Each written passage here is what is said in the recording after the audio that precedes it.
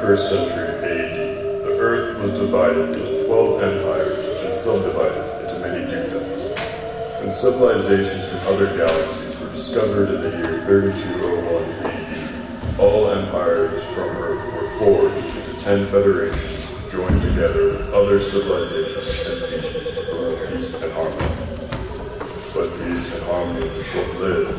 Civil wars and interstellar conflicts erupted many times, often within the ruling families themselves.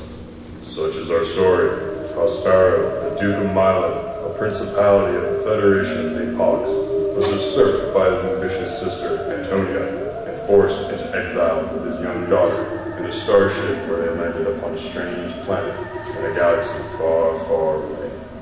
A planet full of spirits and unimaginable creatures, a planet of mystery, a forbidden planet, and where Prospero refined his skills in magic so that one day he could take back his dukedom and get his revenge upon his evil sister. For 12 years he waited and planned patiently until fate at last gives him his chance.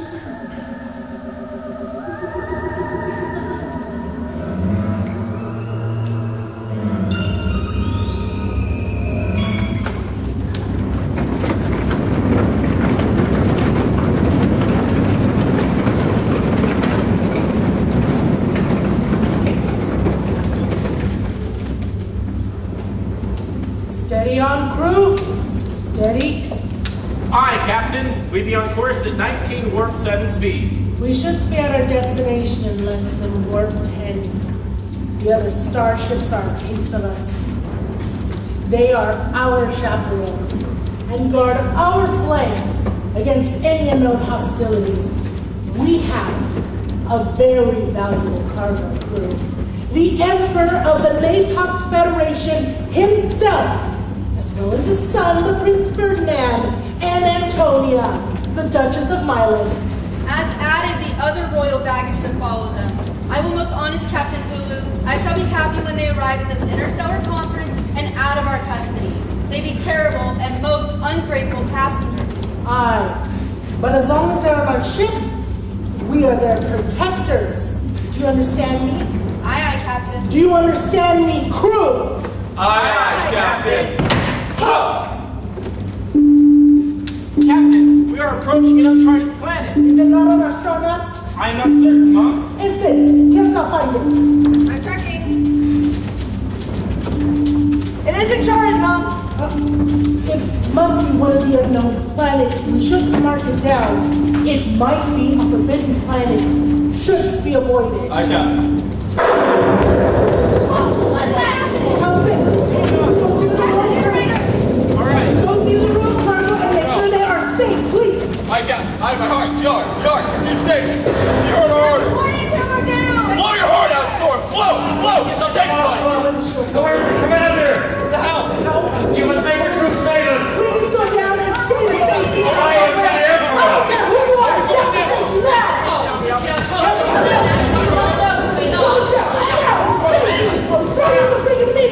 Oh, shields are up. Communications are down. Get to work, my crew! Be around in the second court. Now, let her off! I want to hear our communication line. Hey, send the number out now! She is going down. She is going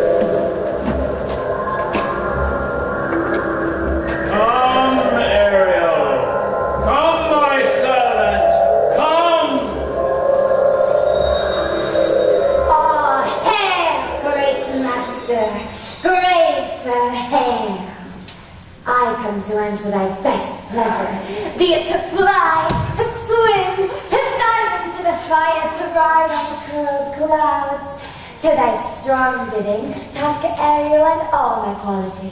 Hast thou, spirit, performed and carried out the storm as I ordered? To every article. I boarded the Emperor's ship, and in every corner of it I flamed amazement. I made everyone astonished and terrified. Sometimes I appeared in many places at once. My brave spirit! But was the landing near the shore? Close by, my master. But are they, Ariel, safe? Not a hair perished. And as thou ordered me, I have dispersed them all about the planet. The Emperor's son I have landed by himself, whom I led to a faraway place. And the crew of the ship, and the ship itself, say how thou hast disposed. Safely on the firm ground, hidden in the deep nook where once thou called me up at midnight to fetch dew. The crew all sleeping, safe and sound inside their ship, and will sleep from a magic spell I cast over them. The other ships are bound sadly home, supposing they saw their Emperor's starship wrecked and his great person perished. Exactly as I charged thee to perform. But there's more work to be done. Is there more work? Let me remember thee what thou hast promised, which is not yet performed me. What is it thou canst demand? My freedom. Before the time be out. Oh, I thank you, sir. Remember, I have done thee worthy service, told thee no lies, making no mistakings. Thou didst promise to take a full year of my sentence. Dost thou forget from what a torment I did free thee? No. Thou dost forget, and think it much to run upon the sharp wind, or do me business in the veins of the earth when it is baked with frost. I did not, sir. Hast thou forgot that foul witch, Sycorax, who is bent with age and envy? Hast thou forgot her, or must I recount her story for you again? Come here. Come here!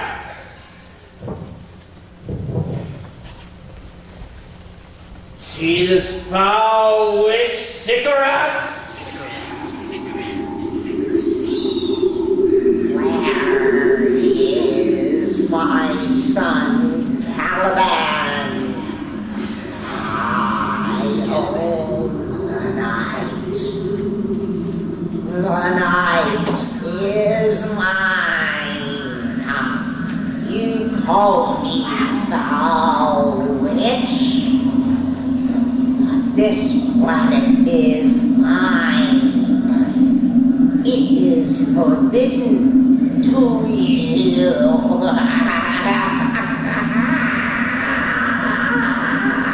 For mischief's manifold, and sorcery's terrible. She was banished from the Argier galaxy for these things, but was not executed. And why did they not kill her? This blue-eyed hag was brought hither with child in her belly, and left here. Thou, my servant, were her servant at this time, but being too delicate to act her earthy and abhorred orders, refusing her demands, and in a fit of rage, she locked you up in a hollow pod, and imprisoned there, thou didst painfully remain 12 years, in which space she died, and left thee there. Thou didst vent thy groans and sobs, and this planet was not honored with a human being, save for the sun that did litter here. Freckled whelp, hag-born, not honored with a human shape. Yes. Caliban. Her son. I, Caliban, he whom now I keep in service. Thou best knowest what torment I did find thee in. Thy groans did make wolves howl, and none but the damned soul of hell deserved the spell which Sycorax put upon thee. It was my art, my magic. when I arrived and heard they made the pod open and let thee out.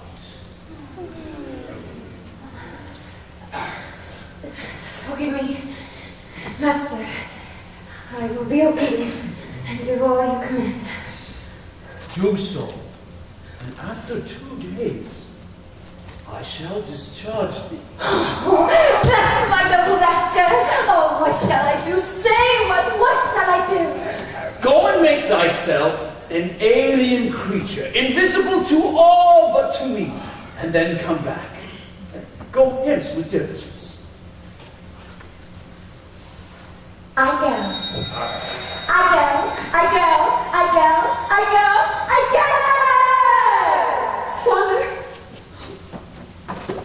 Father, Miranda, why art thou so distressed? Father, if by your art and magic you have caused this horrible tempest, please end them. The sky, it seems, would pour down stinking pitch. I have suffered what those I saw suffer. Brave vessel would know to add some noble creature, and were dashed all to pieces. Cried to knock against my very heart. Poor souls, they perished. Had I been any god of power, I would have saved them. Calm, my daughter. No more amazement. There is no harm done. No harm, but I saw. Harm! I have done nothing but in care of thee. Of thee, my dear one. Of thee, my daughter, who art ignorant of who you are. Not knowing who I am, nor where I come from, nor that I am more better than this Prospero, who lives in a poor cell on an isolated planet. But 'tis time I should inform thee further. Lend thy hand. Wipe thou thine eyes, have comfort. The dire spectacle of the wreck, which has touched the very virtue of compassion in me, I have with such provision in my magic so safely ordered that no soul, no, not so much as a hair on anyone's head, was destroyed in the vessel, which thou heardst cry, which thou sawest crash. Sit down, for you must now know who you are. You have often begun to tell me who I am, but stopped with only stay, not yet. The hour has come, the very minute. Miranda, canst thou remember a time before we came to this planet? I do not think thou canst, for then thou wast not but 3 years old. Certainly, sir, I can. 'Tis rather like a dream, but had I not 4 or 5 women once that tended me, and one was a cyborg, I think. Thou hadst done more, Miranda. But how is it that this lives in thy mind? If thou canst remember a time before we camest here, dost thou know how we camest here? That I do not. Attend. 12 years since, Miranda, 12 years since, thy father was the Duke of the Milan District, a region in the Federation of Napox, and a Prince of Power. Thou art the heir to the Duke of Milan. You are a princess. Oh, the heavens. What foul play had we that we came from thence? Or was it a blessing that we came here? Both, my girl. By foul play, as thou sayest, were we heaved from Milan. But we were blessed in being helped to this unknown planet. My sister, thy aunt, a sister should be so perfidious, called Antonia, she whom next thyself in all the world I loved, and put to her the manage of my estate, which at the time was so drawn to the study of logic, and geometry, astronomy, and all the liberal arts. And I cast the government upon my sister, and thy false aunt, being at once perfected, how to grant suits, how to deny them, who to advance, and who to trash for being ambitious. She won over the people who used to be mine, and with Antonia possessing such powers and wealth, she did think that she was the rightful ruler. And me, poor man, my library was dukedom large enough, Oh, the heavens. and the Emperor Alonso, being mine enemy invades. He listens to my sister's request, which was that she, after paying him a liberal annual tribute, would get rid of me, and he would make my sister the Duchess of Milan.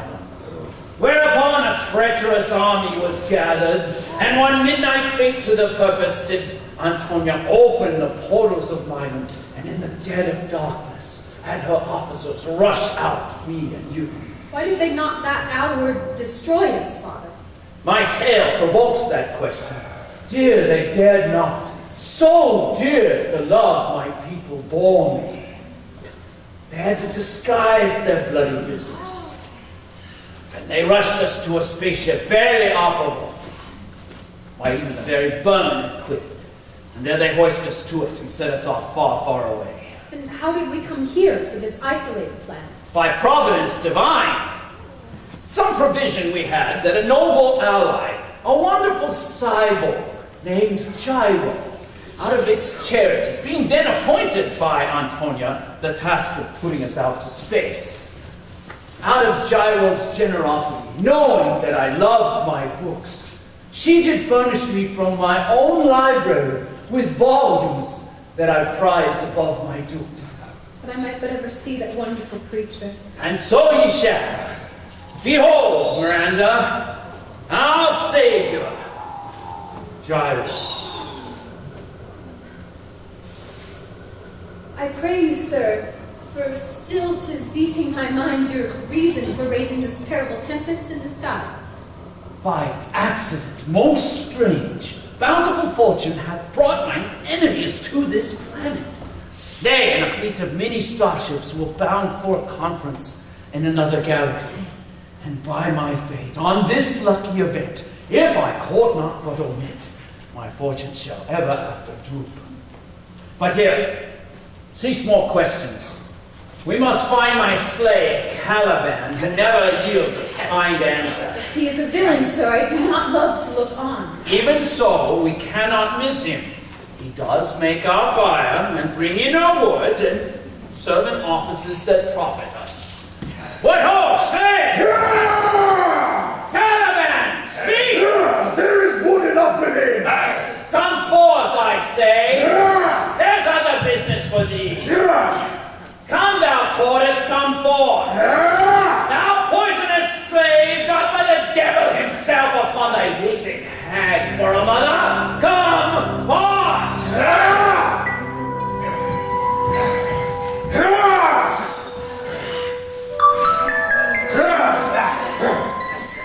Wicked do as ever. My mother brushed with raven's feather. From unwholesome swamps, drop on you both. May a hot wind blow on you and cover you all over in blisters. All this, tonight, be sure, thou shalt have crash! Sonic stitches shall pay thy wrath! Goblins and urchins shall come at my command and torment thee all the whole night! No! This planet is mine from Sycorax, my mother, which thou takest from me. When first thou camest, you would stroke me, and make much of me. You gave me water with berries in it, and you taught me the names of all the stars and the planets in the sky. And I loved thee then, and I showed thee all the quality of my planet, the fresh springs, the brine pits, the barren lands, and the fertile. And cursed be I that did so! All the charms and spells of Sycorax, toads, bats, and beetles, light on you! I am all the subjects thou hast. You were my first emperor, and here you style me to this hard rock, while you keep from me the rest of my planet! Thou most lying slave, whom stripes may move, not kindness. I have used thee, filth that thou art, with human care, and lodged thee in my own cell, till thou didst see us to violate the honor of my child! Would have been done too, if you hadn't stopped me. I would have peopled this entire planet with little Calibans! You! A horrid slave! Would you thee, Prince of Goodness, wilt not take, being capable of all ill. I pity thee, took pains to teach thee speech, taught thee each hour one thing or other, when thou didst not. Savage, know thy own meaning, but would babble like a thing most brutish. I endowed thy purposes with words that made them known. Vile creature! Deservedly confined to this rock would deserve more than a prison. You taught me language, and all I can do with it is curse.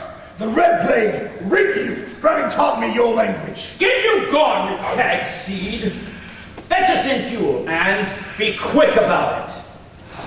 If thou dost neglect, or does unwillingly what I command, I shall rack thee with old crack!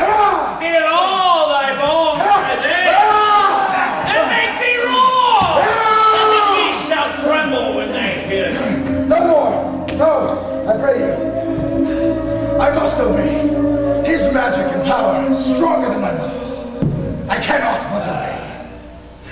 Now, leave, slave. Yes, master. I go. Hey!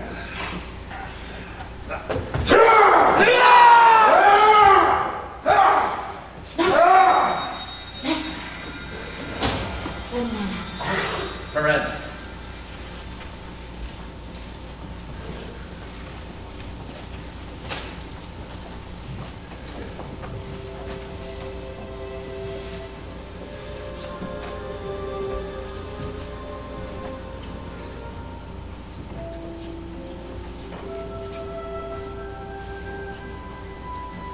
Where should this music be?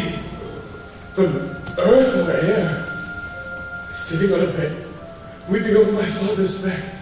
This music crept by me upon the waters, allaying both their fury and my passion with its sweet, sweet air. Thence I have followed it, or it hath drawn me rather. But whence does it come? Father, what is it? Is it a spirit of some alien form?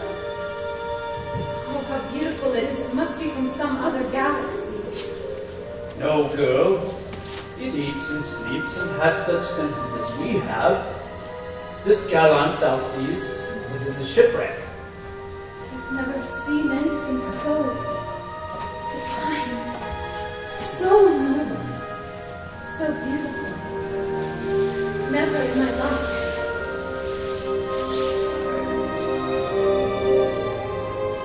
It all goes according to my plan, Ariel. Thou hast done well. I will free thee within 2 days for this. Most sure. This must be the goddess that the music was played for. I beg you, may I know if you live on this planet, and that you will some good instruction give as to how I may behave here. My pride and request is, well, oh, you wonder, you marvelous creature, are you a maiden or a goddess? I am no wonder, sir, but certainly a maiden. She speaks my language. Heavens, I am the best of them that speak this speech. Were I where 'tis spoken. How the best? What wert thou if the Emperor of Napox heard thee? A single thing as I am now that wonders to hear thee speak of Napox. He does hear me, and of that he does I weep. Myself and the Emperor of Napox, who with mine eyes, these eyes that haven't been dry since, beheld the Emperor, my father, killed in a shipwreck. Oh, lack for mercy. Yes, faith in all his lords and ladies, the Duchess of Milan and her train as well. The Duke of Milan, he means, and his more braver daughter could control thee, if now be the time. At first sight they have changed eyes. Delicate Ariel, this could not be more perfect.